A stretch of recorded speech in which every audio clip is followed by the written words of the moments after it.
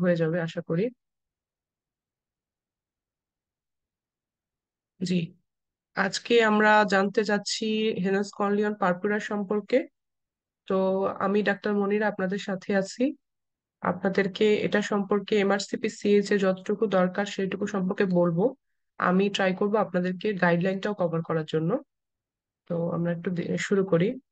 এই র্যাশটার সাথে আমরা সবাই পরিচিত। এই র্যাশটা হচ্ছে আমাদের ডে টু ডে লাইফে সবসময় আসে। আপনারা যদি দেখেন যে একটা দেখা যায় 2 থেকে 8 বছরের একটা বাচ্চা, তার হচ্ছে পার্টিকুলারলি লোয়ার লিম্বসে দেখা যায় এই ধরনের পারপিউরিক র্যাশ আছে, এবং তার সাথে বাতকও ইনভলভমেন্ট হয়। তো এটার সাথে হচ্ছে অ্যাঙ্কেল ইডিমা থাকে এবং সোয়েলেন থাকে পাগুলো, এভাবে এরকম একটা প্রেজেন্টেশন নিয়ে আসে আমাদের কাছে। তাহলে আমরা জানি যে এটা হচ্ছে মেইনলি স্মল ভেসেল লিউকোসাইটোক্লাস্টিক ভাস্কুলাইটিস। মানে এটা হচ্ছে স্মল ব্লাড ভেসেলের হচ্ছে এক ধরনের ইনফ্লামেশন, এবং মোস্টলি এটার কজটা হচ্ছে unknown.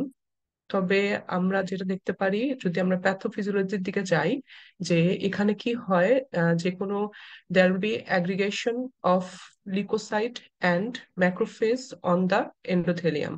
So due to accommodation of this leucocyte and macrophage কি হবে, এখানে একটা ইনফ্লামেটরি রেসপন্স হবে।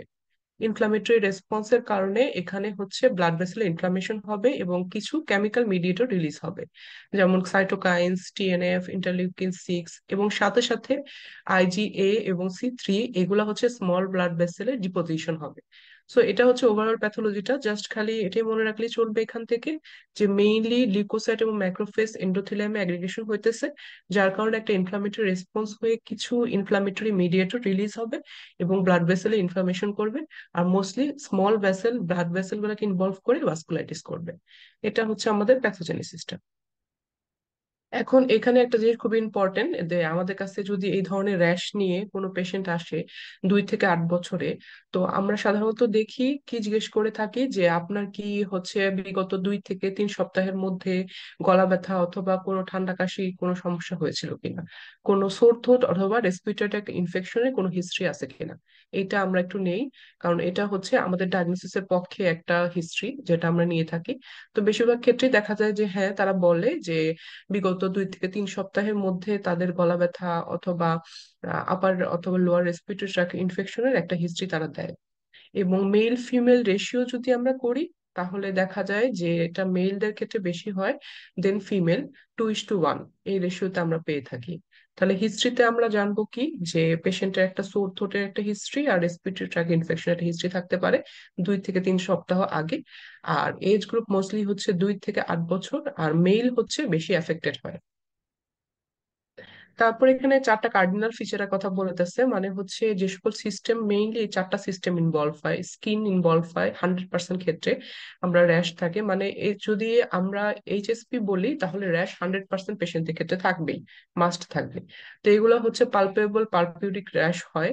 এর সাথে অ্যাবডোমিনাল ম্যানিফেস্টেশন মানে জিআইটি ম্যানিফেস্টেশন থাকে 75%, জয়েন্ট ম্যানিফেস্টেশন 80% ক্ষেত্রে থাকে, এবং রেনাল ম্যানিফেস্টেশন লেস দেন 50% ক্ষেত্রে থাকে। মানে রেনাল ম্যানিফেস্টেশন সাধারণত কমপ্লিকেশন হিসাবে অ্যারাইজ করে। এছাড়া হচ্ছে আমরা যেটা বললাম স্কিন, জিআইটি এবং হচ্ছে জয়েন্ট, এগুলো মাস্ট থাকে। এরপরে যদি আমরা সিমটম এন্ড সাইনের দিকে যাই, তাহলে দেখা যাবে যে ইনিশিয়ালি কি হবে, ইনিশিয়ালি স্মল আর্টিকেরিয়ার মতো কিছু লেশন হবে যেগুলো সিমেট্রিক্যাল থাকবে, এবং ইনিশিয়ালি এগুলা ব্লাঞ্চ অন প্রেশার হবে, initially blanch on pressure, but later on their color will be changed into dusky red or frank purpuric color, এবং এগুলা আর ব্লাঞ্চ অন প্রেশার থাকবে না। সো এটা হচ্ছে স্পেশাল ক্রাইটেরিয়া এইচএসপির ক্ষেত্রে, যে ইনিশিয়ালি এরা হচ্ছে ব্লাঞ্চ অন প্রেশার থাকে, লেটার অন এরা হচ্ছে আর ব্লাঞ্চ অন প্রেশার হয় না। আর আমরা দেখবো কোন কোন সার্ফেস গুলো ইনভলভ হয়, মেইনলি এক্সটেন্সর সার্ফেস ইনভলভ হয়, particular legs, buttock and arms involve হতে পারে। তো এগুলো হচ্ছে সাইট অফ লেশন। তাহলে স্কিন ম্যানিফেস্টেশন থাকবে হচ্ছে 100% পেশেন্টের ক্ষেত্রে, এবং ইনিশিয়ালি স্মল আর্টিকুলার লেশন থাকবে। লেটার অন এগুলো হচ্ছে পালপেবল পারপিউরিক লেশন হবে, এবং ইনিশিয়াল স্টেজে এটা ব্লাঞ্চিং অন প্রেশার থাকবে, কিন্তু পরবর্তীতে এটা আর ব্লাঞ্চ হবে না। আর কোন সাইটগুলো মেইনলি ইনভলভ হবে, বডির মানে ওয়েস্ট ডাউন ইনভলভমেন্টটা বেশি হয়, মানে বাটক তারপর লেগস এগুলো বেশি ইনভলভমেন্ট হয়, এক্সটেন্সর সার্ফেস গুলো ইনভলভ করবে, আর্মকেও ইনভলভ করতে পারে। তারপর হচ্ছে জিআইটি ইনভলভমেন্ট। জিআইটি ইনভলভমেন্টের ক্ষেত্রে হচ্ছে পেশেন্ট বেশি অ্যাবডোমিনাল পেইন নিয়ে আসে, আর বেশিরভাগ পেইনের লোকেশনটা হচ্ছে পেরি আম্বিলিকাল আর সেন্ট্রাল পেইনটা হয়। পেইনটা হচ্ছে দেখা যায় কলিকা ইন নেচার পেশেন্ট ডিসক্রাইব করে।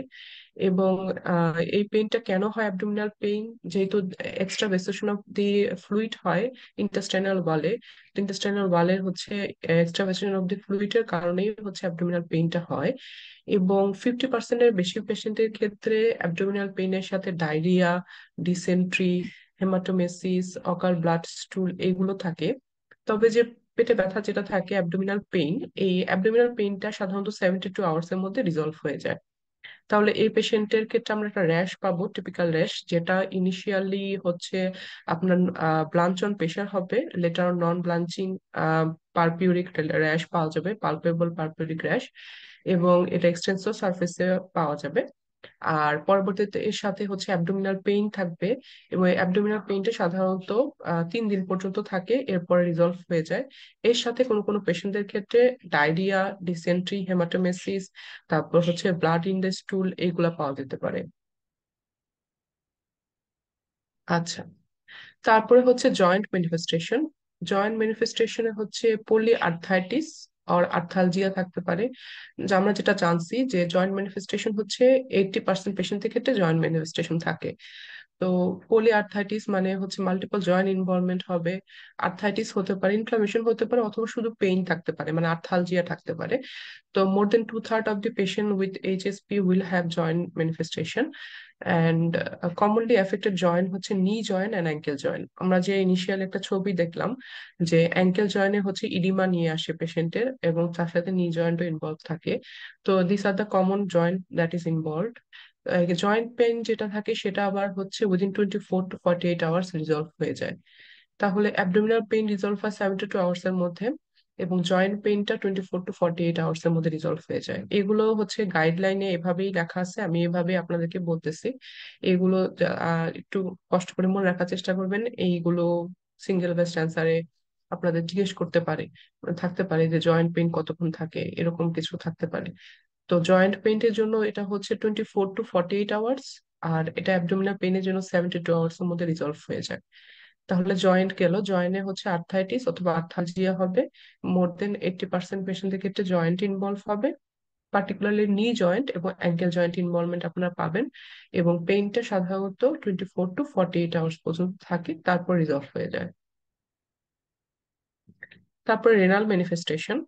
রেনাল ম্যানিফেস্টেশন এরা মাইক্রোস্কোপিক হেমাচুরিয়া, যেটা কমন প্রেজেন্টেশন, যেটা আমরা রুটিন ইনভেস্টিগেশনের সময় পাই, এটা নিয়ে প্রেজেন্ট করে।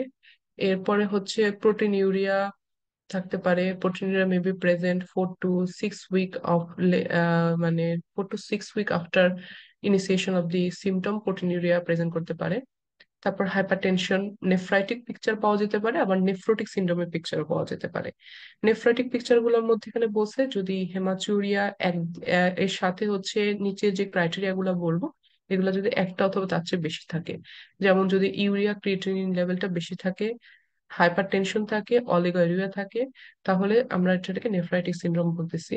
আর নেফ্রোটিক সিন্ড্রোমের ক্রাইটেরিয়া থাকতে পারে এর সাথে oedema of the hand feet, আমরা যে পিকচারে দেখলাম যে ফিটে ইডিমা আছে, তো হ্যান্ড ফিট, স্যাক্রাম অথবা স্পোটালে ইডিমা এগুলো নিয়ে প্রেজেন্ট করতে পারে। তো রেনাল ম্যানিফেস্টেশনটা less than 50% ক্ষেত্রে থাকে। সাধারণত এদের ক্ষেত্রে দেখা যায় যে আমরা ইউরিনারি করলে আমরা হেমাচুরিয়ার এভিডেন্সটা পাই, প্রোটিনিউরিয়া এভিডেন্স পাওয়া যেতে পারে। ব্লাড প্রেশারটা এই জন্য এই পেশেন্টদের ক্ষেত্রে মনিটরিং করা খুবই গুরুত্বপূর্ণ, যে রেনাল ইনভলভমেন্ট হচ্ছে কিনা এটার জন্য রেগুলার বেসিসে ব্লাড প্রেশারটা দেখতে হয়।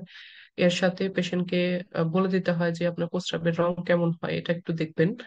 এর সাথে আমরা রুটিনলি হচ্ছে ইউরিনারি করি, যেখানে আমরা প্রোটিন ইউরিয়া, হেমাচুরিয়ার এভিডেন্স পাইতে পারি সেটা, আর হচ্ছে ব্লাড প্রেশারটা মেজার করতে হয় আর কি।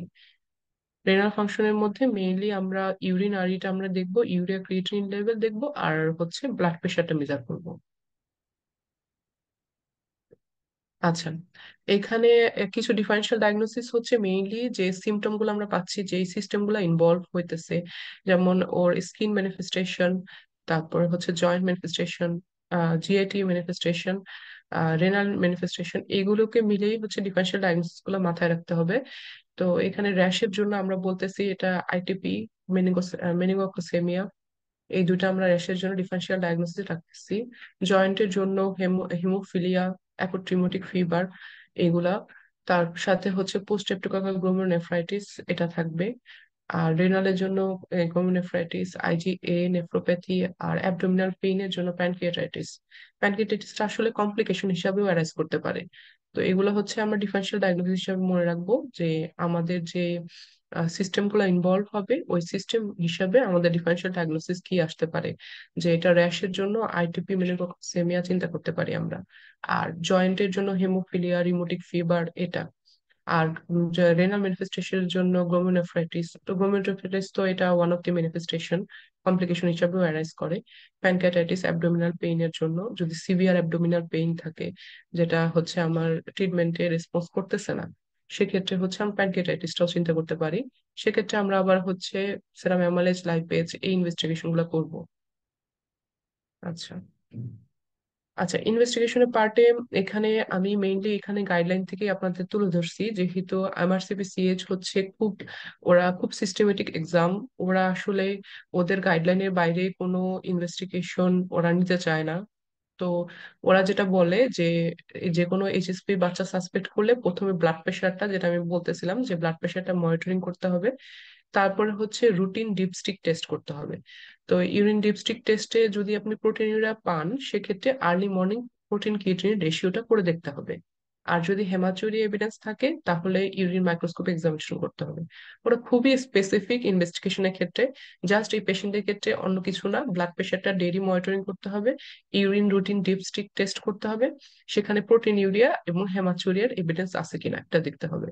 যদি প্রোটিনিউরিয়া এভিডেন্স থাকে তাহলে সেক্ষেত্রে ইউরিনারি প্রোটিন ক্রিয়েটিনিন রেশিওটা করতে হবে আর্লি মর্নিং। আর যদি হেমাচুর এভিডেন্স থাকে তাহলে হচ্ছে আপনার ইউরিন মাইক্রোস্কোপিক টেস্টটা করে দেখতে হবে। জাস্ট এইটাই। এরপরে বলতেছে যদি আমরা যে টেস্টগুলো এখন বললাম এগুলোর মধ্যে যদি কোনো অ্যাবনর্মালিটি থাকে, অথবা আপনি ডায়াগনোসিস সম্পর্কে আনসার্টেন, সেক্ষেত্রে কিছু কিছু ইনভেস্টিগেশন করতে হবে। যেমন full blood count, peripheral blood film, ইউরিনারিতেও হচ্ছে আমরা করতে পারি সেরাম অ্যালবুমিন। দেন হচ্ছে যদি জ্বর থাকে, ফিভার থাকে, সেক্ষেত্রে গ্লোমেরুলোনেফ্রাইটিসের জন্য ব্লাড কালচার, এএসও টাইটার দেখতে পারি। কোয়াগুলেশন প্রোফাইল করব, থট সোয়াব কালচার করব। এগুলো হচ্ছে যদি ডায়াগনস্টিক আনসার্টিনিটি থাকে অথবা ইউরিন ডিপস্টিকের টেস্টে কোনো অ্যাবনর্মালিটি পাই, তাহলে আমরা এই ব্লাড টেস্ট গুলো করবো। এরপরে কমপ্লিকেশন যেগুলা বললাম, যে যেই ম্যানিফেস্টেশন গুলো আছে, যে সিস্টেম গুলো ইনভলভ হয়, স্কিন, তারপর হচ্ছে ওর জিআইটি ইনভলভমেন্ট, তারপর জয়েন্ট ইনভলভমেন্ট, এগুলার সাথে ছাড়া যে কোনোটাই হলো এটা আসলে কমপ্লিকেশন। যেমন হাইপার টেনশনটাও আসলে কমপ্লিকেশন হিসাবে অ্যারাইজ করতে পারে। তারপর পেশেন্টের সিভিয়ার অ্যাবডোমিনাল পেইন হলে সেক্ষেত্রে আমরা intussusception, torsion of the testes, pancreatitis, then হচ্ছে ইন্টেস্টাইনাল পারফোরেশন, এগুলা চিন্তা করব। এছাড়া পেশেন্টের রেনাল ফেইলিওর হতে পারে গ্লোমেরুলোনেফ্রাইটিস থেকে। তারপর হচ্ছে পেরিকার্ডাইটিস, আইরাইটিস হতে পারে। ব্রেন ইনভলভ হলে সেরেব্রাল হেমোরেজ হতে পারে, হেডেক নিয়ে আসতে পারে পেশেন্ট। ইভেন গুলেনবেরি সিনড্রোম হচ্ছে রেয়ার কমপ্লিকেশন হিসেবে থাকতে পারে। তো কমপ্লিকেশন গুলো জাস্ট একবার চোখ বুলিয়ে যাওয়া, যাতে করে এটা যদি সিঙ্গেল বেস্ট অ্যান্সারে আসে যে এইচএসপির কমপ্লিকেশন হিসেবে কি কি অ্যারেঞ্জ করতে পারে, সেগুলো আমরা জাস্ট একটু মাথায় রাখবো। যে মাথা থেকে শুরু করে মোটামুটি অনেকগুলো সিস্টেমই এরা ইনভলভ করবে, এটা হলো কথা। তারপরে আমরা রেনাল বায়োপসি কখন করবো এইসব পেশেন্টের ক্ষেত্রে? তো রেনাল বায়োপসি করার জন্য ইন্ডিকেশন হচ্ছে যদি পেশেন্টের ক্রিয়েটিনিন লেভেলটা বেশি হয় তাহলে করতে হবে।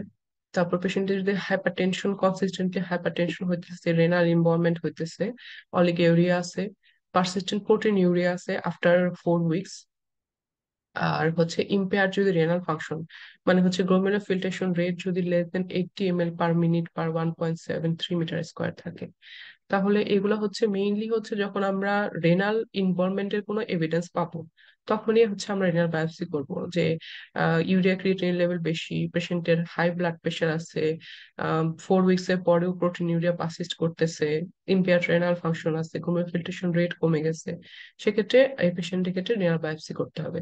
এছাড়া এই পেশেন্টের ক্ষেত্রে রেনাল বায়োপসি করার কোনো ইন্ডিকেশন নাই। আচ্ছা, এখন হচ্ছে এইচএসপির কোন পেশেন্ট গুলো আমরা অ্যাডমিট করব।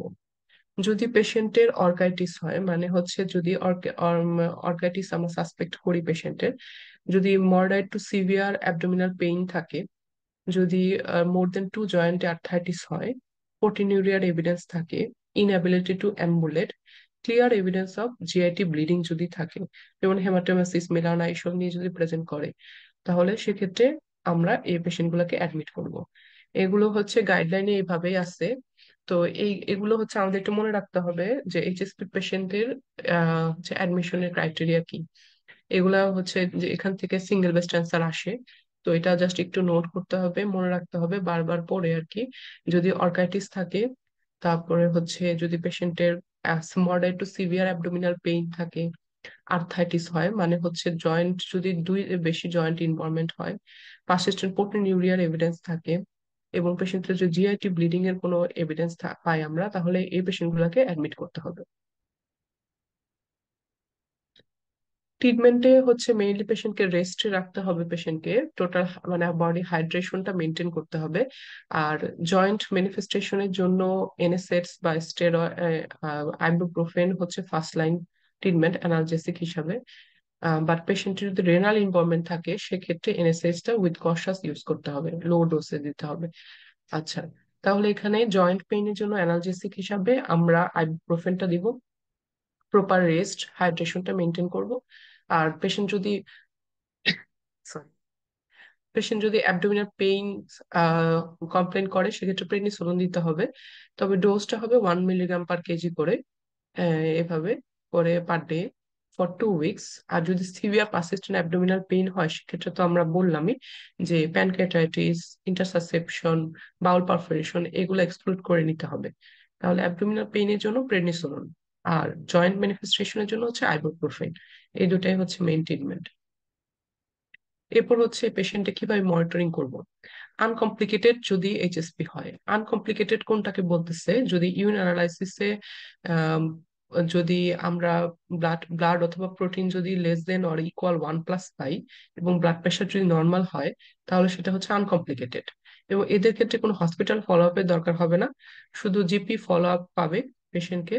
পার্টিকুলারলি এখানে হচ্ছে ব্লাড প্রেশারটা মনিটরিং করতে হবে মান্থলি ফর 6 মান্থ।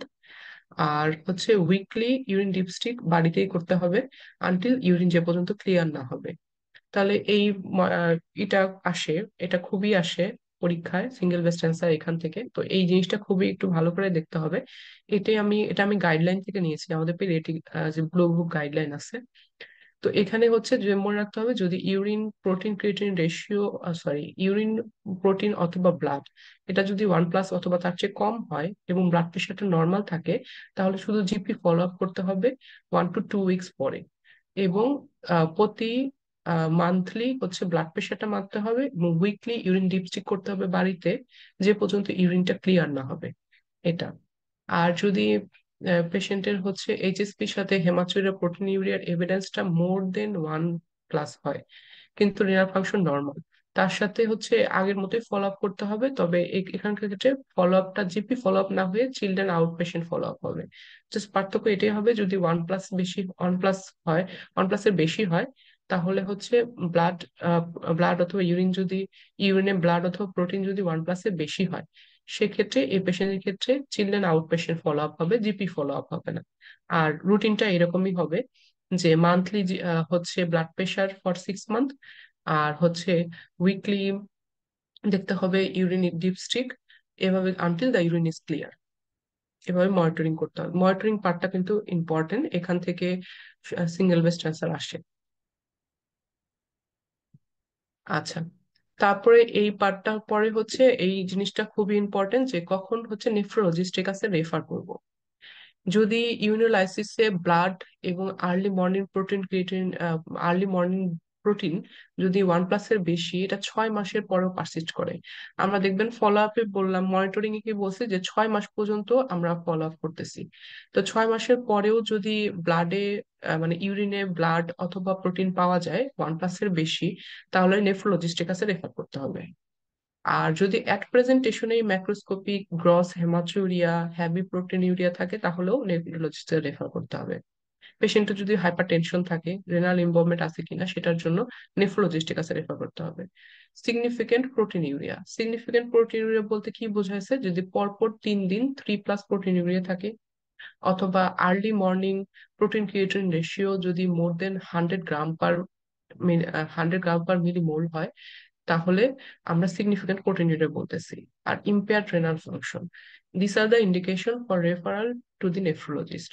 যদি পেশেন্টের হচ্ছে ইউরিনে প্রোটিন অথবা ব্লাড 1+এর বেশি থাকে 6 মাসের পরেও, তারপরে এক প্রেজেন্টেশনের সময় যদি ম্যাক্রোস্কোপিক হেমাচুরিয়া পাই আমরা, অথবা হ্যাভি প্রোটিনুরিয়া পাই, তাহলে পেশেন্টের যদি হাইপার টেনশন থাকে, পেশেন্টের যদি significant proteinuria 3+ for consecutive 3 days, protein creatinine রেশিওটা 100-এর চেয়ে বেশি, ইম্পেয়ার্ড রেনাল ফাংশন, তাহলে পেশেন্টকে অবশ্যই নেফ্রোলজিস্টের কাছে রেফার করতে হবে। তাহলে যদি আমরা একটু সামারাইজ করি আমাদের এইচএসপিটা, তাহলে আমরা এভাবে আসি যে মেইনলি এইচএসপি হচ্ছে এক ধরনের স্মল ভেসেল ভাস্কুলাইটিস, মানে এখানে স্মল ভেসেল এ ইনফ্লামেশন হয়, কজ মোস্টলি আননোন। তবে এক্ষেত্রে একটা হিস্ট্রি থাকতে পারে, 2 থেকে 3 সপ্তাহ আগে একটা সোর থ্রোট অথবা রেসপিরেটরি ট্র্যাক্ট ইনফেকশনে। আর মোস্টলি হচ্ছে 2 থেকে 8 বছর এই এজ গ্রুপটা ইনভলভ হবে। মেল বেশি অ্যাফেক্টেড হয় দেন ফিমেল, 2:1। আর প্যাথোজেনেসিসটা হচ্ছে জাস্ট এতটুকুই জানবো আমরা, যে এখানে হচ্ছে এই লিকোসাইট ম্যাক্রোফেজ এন্ডোথেলিয়ামের ওয়ালে অ্যাকোমোডেশনের কারণে একটা ইনফ্লামেটরি রেসপন্স হয়, যার কারণে ইনফ্লামেশন হয় এবং কিছু কেমিক্যাল মিডিয়েটর রিলিজ হয়। এখানে 4টা কার্ডিনাল ফিচারের কথা বলা হয়েছে, যেটা মানে কার্ডিনাল সাইট যেগুলো ইনভলভ হয়। স্কিনে র্যাশ হয়, যেটা হচ্ছে palpable purpuric rash. Then GIT involvement, mostly abdominal pain নিয়ে ম্যানিফেস্টেশন হয়। তারপর joint involvement, mostly knee joint আর অ্যাঙ্কেল জয়েন্ট ইনভলভ হয়। এছাড়া কমপ্লিকেশন হিসাবে অথবা অনেক সময় রেনাল ম্যানিফেস্টেশন হয় লেস দেন 50% ক্ষেত্রে। র্যাশটা ইনিশিয়ালি আর্টিকেরিয়ার মতো একটা র্যাশ থাকে, যেটা সিমেট্রিক্যাল ব্লাঞ্চ অন প্রেশার হয়। লেটার অন এটা পালপেবল পারপিউরিক লেশন হয়, তখন আর সেটা ব্লাঞ্চেবল থাকে না। আর এটা mainly extensive surface of the legs buttock involve করে। GIT manifestation mainly extravasation of the serosanguinous fluid in the intestinal ওয়ালের জন্য অ্যাবডোমিনাল পেইন নিয়ে আসে। এবং পেইনটা কোথায় লোকেশন হয়, পেইনটা হচ্ছে পেরিআম্বিলিকাল সেন্ট্রাল পেইন, কোলিকাইন নেচার হয়। কিছু কিছু পেশেন্টের ক্ষেত্রে অ্যাবডোমিনাল পেইনের সাথে ডায়রিয়া, ডিসেন্ট্রি, হেমাটোমেসিস এগুলো নিয়ে আসে। এবং জিআইটি ম্যানিফেস্টেশন যেগুলো আছে অ্যাবডোমিনাল পেইন, এটা 72 আওয়ার্স এর মধ্যে রিজলভ হয়ে যায়। জয়েন্ট ম্যানিফেস্টেশন থাকে মোর দেন 2/3 পেশেন্টের ক্ষেত্রে, পলিআর্থালজি অথবা আর্থ্রাইটিস থাকে, এবং এটা সাধারণত 24 to 48 আওয়ার্স এর মধ্যে রিজলভ হয়ে যায়। রেনাল ম্যানিফেস্টেশনের মধ্যে মাইক্রোস্কোপিক হেমাচুরিয়া, যেটা কমন ম্যানিফেস্টেশন, যেটা ইউরিন ডিপস্টিকে হয়তো আমরা জানতে পারবো। আর হচ্ছে প্রোটিন ইউরিয়া থাকে। আহ অনেক সময় প্রোটিন ইউরিয়া দেখা যায় যে 4 থেকে 6 সপ্তাহ পরেও হচ্ছে প্রেজেন্ট করে। তার সাথে হাইপারটেনশন, নেফ্রোটিক পিকচার পাওয়া যায়। ইরিমা থাকে, হ্যান্ড, ফিট, স্যাক্রাম, স্কোটাম এগুলা নিয়ে আসে।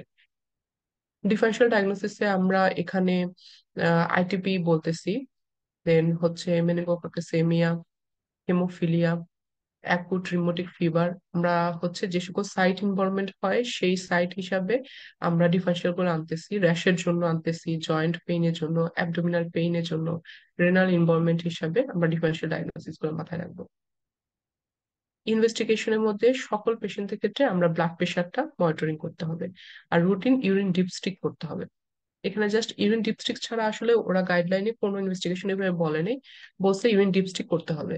ইউরিন ডিপস্টিক করার পরে যদি এতে কোনো অ্যাবনর্মালিটি পাওয়া যায়, তাহলে কিছু ব্লাড টেস্ট করতে হবে, যেমন প্রোটিন ইউরিয়া পাওয়া গেলে তো ইউরিনারি প্রোটিন কিডনি রেশিও করতে হবে, হেমাচুরিয়া থাকলে ইউরিন মাইক্রোস্কোপি করতে হবে। এবং এগুলোতে অ্যাবনর্মালিটি জোন থাকলে অথবা ডায়াগনস্টিক আনসার্টেনিটি থাকলে এই ব্লাড টেস্ট গুলো করতে হবে, ওরা এখানে বলছে। কমপ্লিকেশন গুলো আমরা জানি যে হাইপারটেনশন হতে পারে, তারপরে যেহেতু সিভিয়ার অ্যাবডোমিনাল পেইনের জন্য intussusception, pancreatitis, bowel perforation, torsion of the testes যদি মেল পেশেন্ট হয়, তারপর হচ্ছে হেমোরেজ, ইন্টেস্টাইনাল হেমোরেজ, এগুলা আমরা মাথায় রাখবো। পেরিকার্ডাইটিস, প্লুরাইটিস, এগুলো মাথায় রাখবো। Guillain-Barré syndrome. আর যদি পেশেন্টের ক্রিয়েটিনিন লেভেলটা বেশি হয়, হাইপারটেনশন থাকে, পারসিস্টেন্ট প্রোটিনিউরিয়া আফটার 4 উইকস, আর রেনাল ফাংশন যদি ইম্পেয়ারমেন্ট হয়, তাহলে আমরা রেনাল বায়োপসি করবো। অ্যাডমিশনের ইন্ডিকেশন গুলো ইম্পর্টেন্ট, এটা সরাসরি গাইডলাইন থেকে নেওয়া। যদি অর্গাইটিস সাসপেক্ট করা হয়, moderate to severe abdominal pain হয়, মোর দেন 2 জয়েন্টে যদি আর্থ্রাইটিস এর এভিডেন্স পাওয়া যায়, এছাড়া যদি প্রোটিনিয়া পারসিস্ট করে, clear evidence of gastrointestinal bleeding পাওয়া যায়, তাহলে আমরা পেশেন্টকে অ্যাডমিট করে দেবো। রেস্ট, ট্রিটমেন্টে হচ্ছে রেস্টে থাকতে হবে, হাইড্রেশনটা মেনটেন করতে হবে এনএসএস জয়েন্ট পেইনের জন্য, আর স্টেরয়েড প্রেডনিসোলন দিতে হবে অ্যাবডোমিনাল পেইনের জন্য। এরপরে জাস্ট পেশেন্টকে মনিটরিং করতে হবে, যে পেশেন্ট যদি ইউরিনারি প্রোটিন এবং ব্লাড যদি লেস দেন 1+ হয়, তাহলে সেক্ষেত্রে জিপি ফলো আপ করতে হবে। এবং এটা হচ্ছে 1 to 2 উইকস পরে। এরপরে monthly blood pressure follow up করতে হবে 6 মান্থ।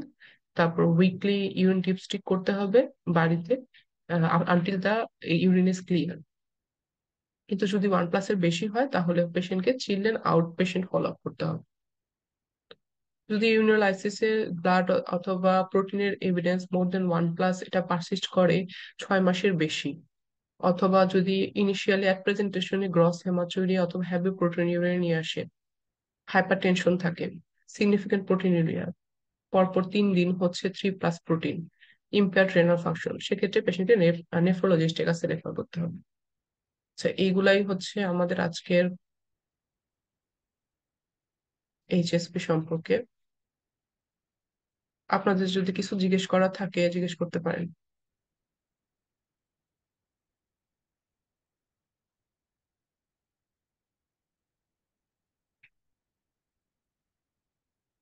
হ্যাঁ, আচ্ছা, জানতে চাইছেন কোন গাইডলাইন? গাইডলাইন এটা হচ্ছে আমাদের এমআরসিপি সিএইচ এর জন্য আমরা 2টা গাইডলাইন ফলো করি। একটা হচ্ছে পেডিয়াট্রিক গাইডলাইন, যেটা হচ্ছে ব্লু বুকটা, এটা হচ্ছে 22 থেকে 24। এটা লেটেস্ট আছে এখন পর্যন্ত। তারপরে হচ্ছে আরেকটা হচ্ছে নিউনেটাল গাইডলাইন। গাইডলাইন এটা হচ্ছে আমি নিয়েছি হচ্ছে পেডিয়াট্রিক গাইডলাইন থেকে। তাহলে আপনাদের মানে আমাদের লেকচারটা আজকেরটা ফলো করলে আর গাইডলাইনটা হচ্ছে না দেখলেও চলবে আর কি। জি, কেউ যদি কিছু জিজ্ঞেস করতে চান, জিজ্ঞেস করতে পারেন।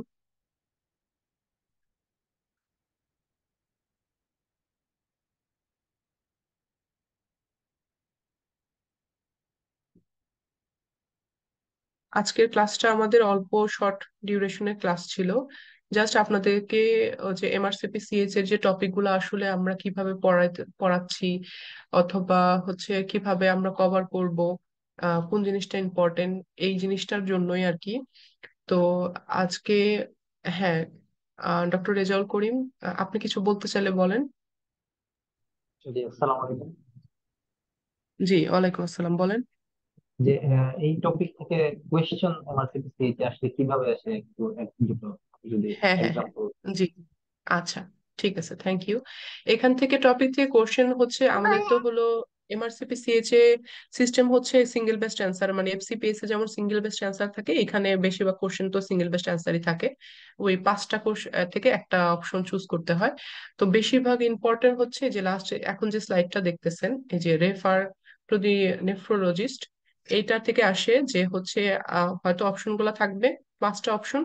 ওইখান থেকে আপনাকে মানে সঠিক অপশনটা চুজ করতে হবে যে কোন ইন্ডিকেশনে আপনি পেশেন্টকে নেফ্রোলজিস্টের কাছে রেফার করবেন। এটা ইম্পর্টেন্ট, এই স্লাইডটা। আর হচ্ছে এর সাথে হচ্ছে আরেকটা স্লাইড আছে, আমি দেখাচ্ছি আপনাদেরকে। হ্যাঁ, আর হচ্ছে এই যে মনিটরিংটা, এই 2টা টপিক জিনিসটা থেকে বেশি আসে এইচএসপি থেকে।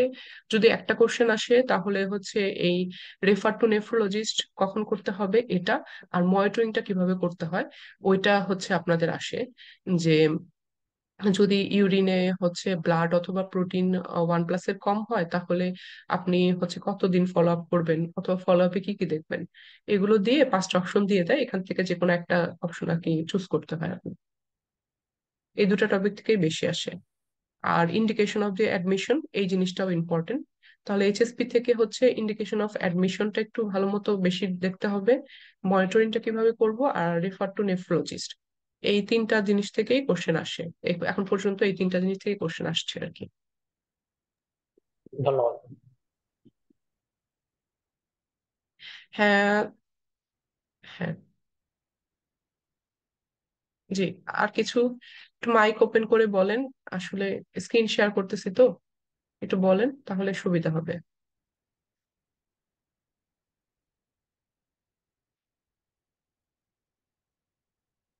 জি।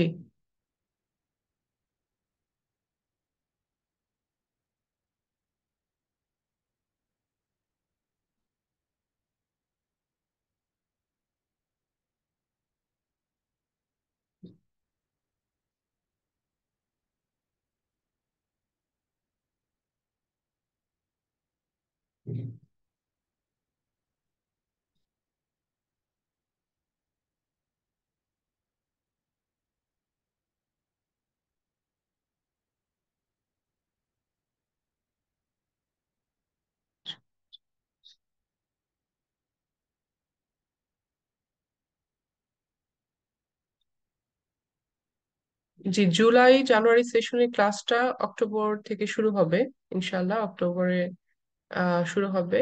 ডক্টর সাদিয়া উনি জানতে চেয়েছেন, শুরু হবে ইনশাল্লাহ অক্টোবর থেকে আর কি। অক্টোবরের প্রথম ক্লাস হবে। আপনারা জেনেসিসের যে ভেরিফাইড গ্রুপ আছে, ফেসবুক গ্রুপে ওখানে জানতে পারবেন আপডেটটা ইনশাল্লাহ।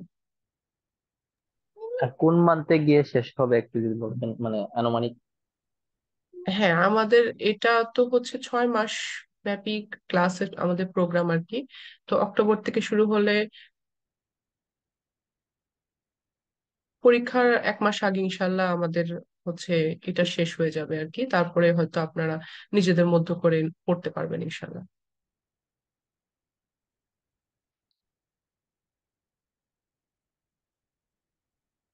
জি।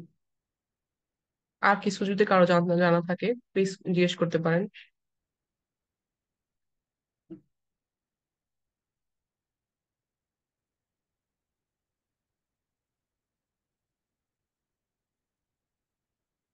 ইলিয়াস, আছেন আপনি?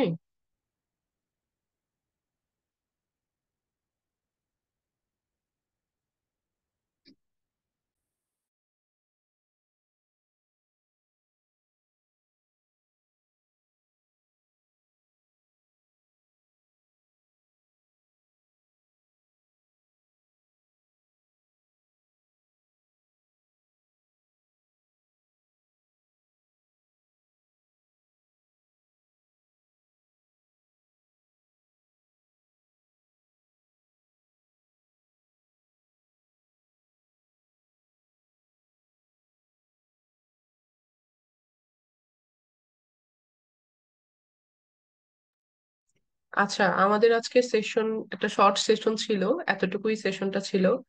তো ইনশাল্লাহ আশা করি আপনারা জেনেসিসের সাথে থাকবেন। আমরাও চেষ্টা করব আপনাদেরকে আপনাদের স্বপ্নের দোরগোড়ায় পৌঁছে দেওয়ার জন্য এমআরসিপি সিএইচ এর। তো আমরা আছি সব সময়, আপনাদের যে কোনো কোশ্চেন থাকলে আমাদের ফেসবুক পেজ আছে, ওইখানে আপনারা জিজ্ঞেস করতে পারেন যে কোনো কোয়ারি সম্পর্কে জানা থাকলে। তো আজকের সেশন আসলে এইচএসপি সম্পর্কে ছিল, এতটুকুই ছোট্ট একটা টপিক নিয়ে আর কি বলা। থ্যাংক ইউ আপনাদেরকে সাথে থাকার জন্য। Thank you.